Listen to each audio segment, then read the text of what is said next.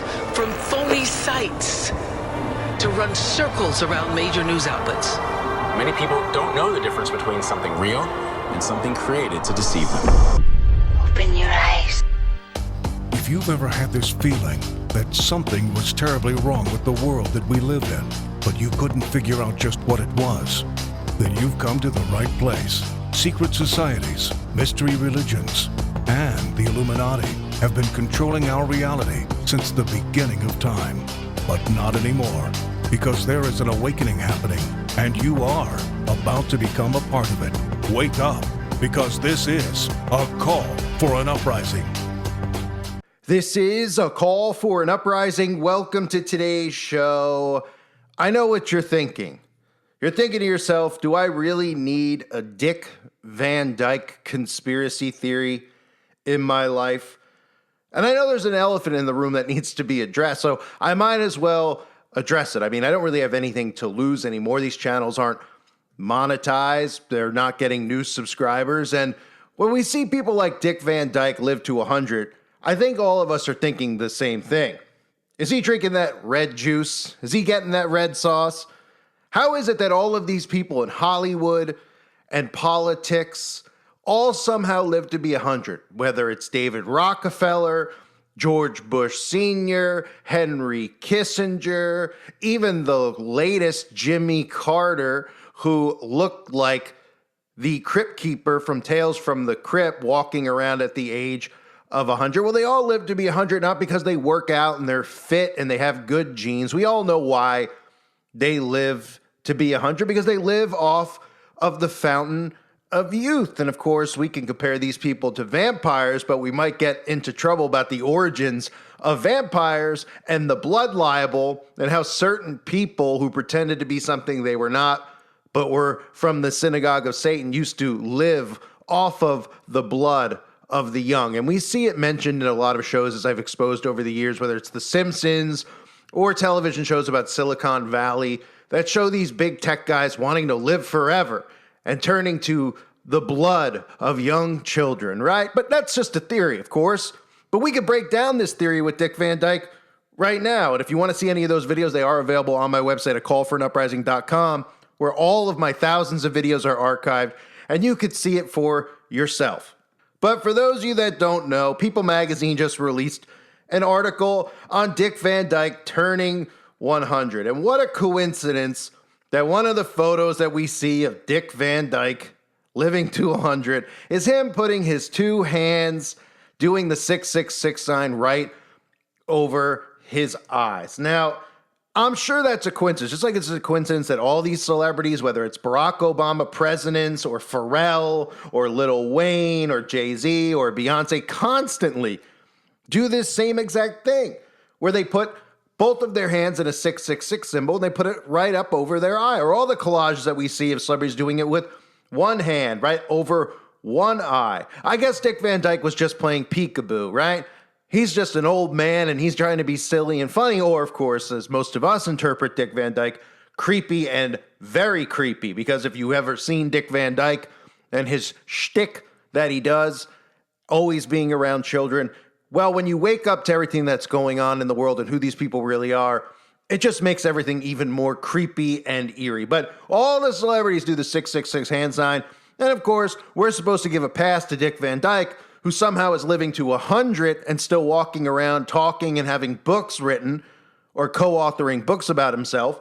We're supposed to believe it's just normal, while the rest of us would struggle to make it to 60 years old at this point with the chemical baths and everything else that they're putting over our heads or in our food on a daily basis or in our water. Of course, other times we've seen Dick Van Dyke do the 666 hand sign, of course, with the Masonic top hat, doing this deliberately. This is another way that they hide but show you who they are. We see a lot of celebrities do things where they're tipping a hat, making the 666 sign, or holding a part of their shirt and doing it. So we have the obvious signs and symbols right in front of our faces. But people won't believe this because Dick Van Dyke's 100.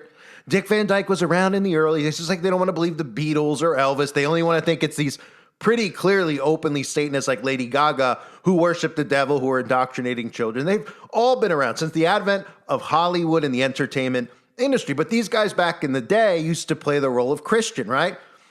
And if you look at it now, you say, well, this stuff's pretty creepy, right? Well, if you were a Satanist and you wanted to be around Christian children, if you understand the bloodline, well, you would realize, oh, it would make sense to portray yourself as a Christian, right? In fact, when you actually research satanic ritual abuse and Satanists, they infiltrate churches so that they can be around Christian children, and people take them at their word because they go, oh, so-and-so's not a Satanist. They showed up at church on Sunday. So-and-so's not a Satanist. He's a priest, right? And then you find out, well, of course, these are all fronts, just like all the stories we've heard over the years about the Catholic Church or stories about Boy Scout leaders, these adult men who just want to hang around other people's kids, right? It's just a coincidence. They're just good people. They're friendly in the neighborhood. They go out of their way to help everyone, right? That's why Dick Van Dyke has books like Faith, Hope, and Hilarity, where he's giving the children's eye view of religion, and he plays the role of being a Christian. In fact, let's do a little bit more of a deep dive if you understand that red sauce that I've talked about. And if you don't understand that red liquid that's inside your body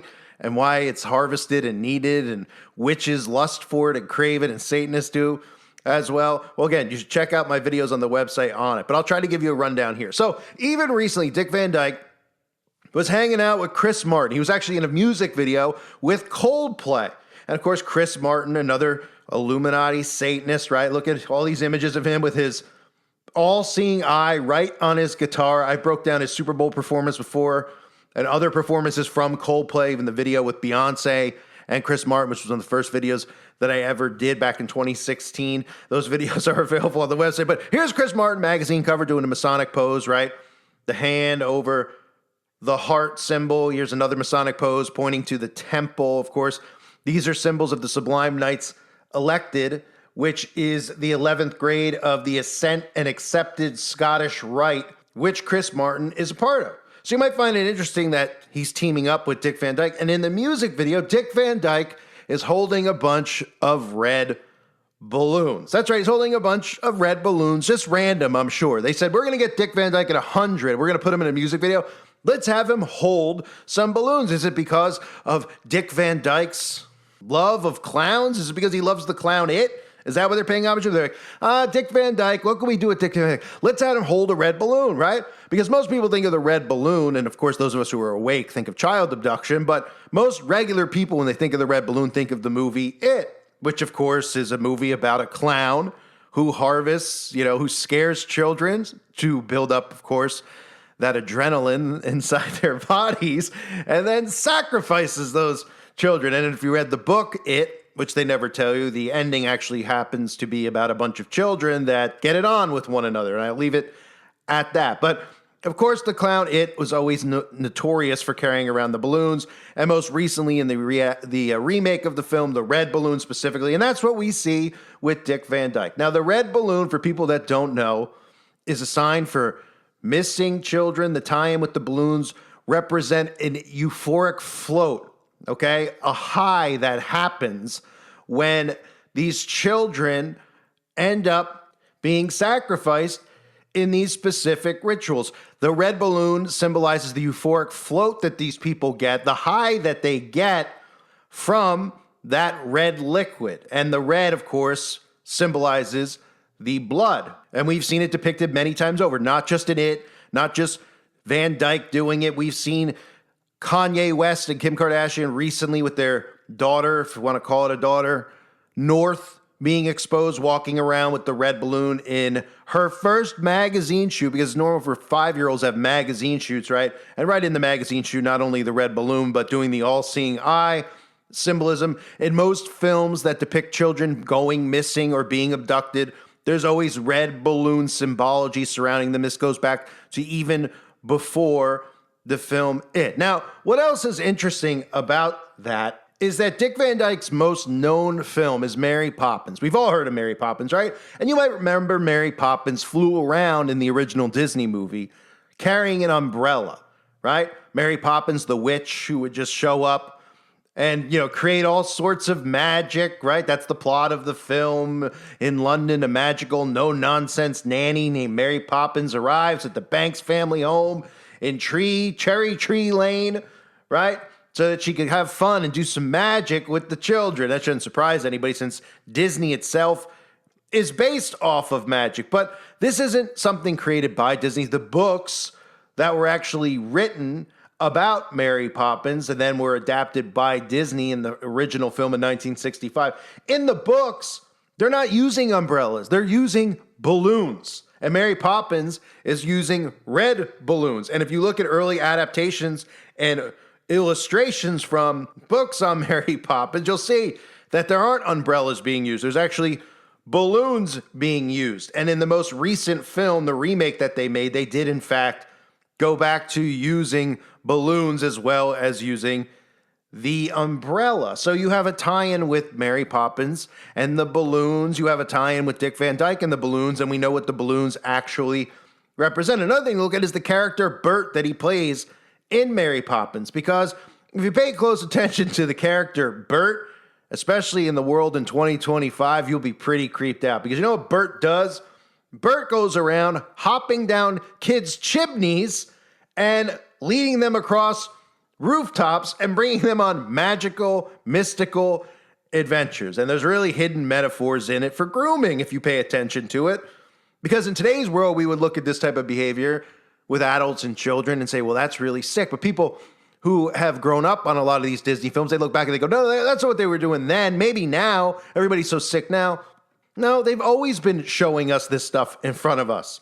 And, you know, you could look at the character Bert, who is taking the children on these euphoric flights, and he's chalking pictures for the kids in the movie, and he's singing songs, and he's teaching them all sorts of songs, and clearly just grooming the children in Mary Poppins. Now, people believe that's a conspiracy theory, but if you look back at the origins of Mary Poppins and you look at how it was really balloons instead of umbrellas, and then in the remake they actually brought balloons back, well, and you pay attention to how Bert the chimney sweeper actually behaves and goes down kids' chimneys kind of like Satan Claus does, and then brings children on the rooftops, and then those children get euphoric highs and start flying around. Well, you just say to yourself, yeah, somebody wasn't just on acid when they wrote Mary Poppins. Because if you look at these stories, you would think to yourself, who would ever write this? And why was this ever popular? Well, mind control. There wasn't a lot of movies in 1965. There wasn't a lot of stuff that was getting put out and shoved down people's throats like there is now. There's there's so many movies. Everywhere you turn, there's a streaming platform. There's trillions of movies, horrible movies, obviously, in this day and age. But back then, everybody knew Mary Poppins. Every parent showed their kids Mary Poppins, took them to the movies, right? And that's a part of spellcasting. And right in front of your face, you don't even realize that Mary Poppins is a witch. Just like Mary Poppins is a nice nanny who somehow has the ability to fly, right? And who else has the ability to fly when we think back on, history when it comes to levitation? And, you could think of movies about any witch in any movie and they levitate, right? Or they fly away on a broom. So that's pretty interesting, right? And then, of course, Dick Van Dyke is known for the Dick Van Dyke Show, which featured Mary Tyler Moore. And if you don't remember Mary Tyler Moore is another actress who was famous back in the day. And here's a picture of Mary, who is doing one of those, one of those like late night shows where they sing and they dance. Somehow people watch this crap. There's Mary right on the screen. And look at this guy. What's on his chest? It's 666. Is that a leprechaun with the 666 on his chest? Yeah, well, they didn't expect people to notice 666, especially back then.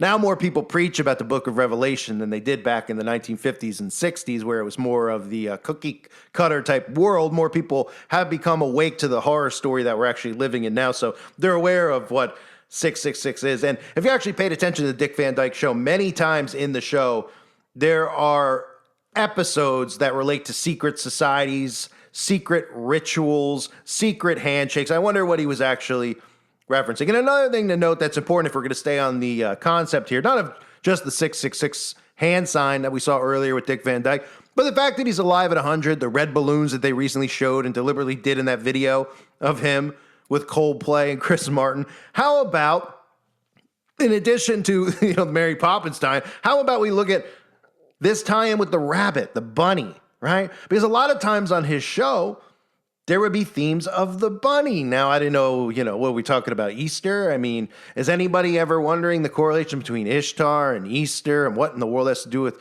the resurrection of Jesus Christ? No, they're not. They just see these things. They don't realize they're under hypnosis. But Mary Tyler Moore wearing the rabbit ears, right? Over and over on the show. They had the child dressed up as the bunny rabbit. They have Dick Van Dyke himself, who, again, these celebrities go out of their way to pose with bunny rabbits or to wear bunny ears deliberately because they know that the people out there are too dumbed down to know what it means. But if you know of everything I'm discussing here when it comes to that red sauce, okay, everything I'm discussing, if you know the actual chemical diagram for that red liquid, that red sauce that they live off of, well, that's where the depiction of rabbit ears comes from.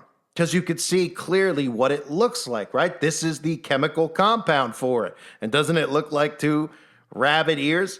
And if you think that that's crazy, well, why don't we just look at some of these articles? Everyone's wearing rabbit ears. Nobody's going, why?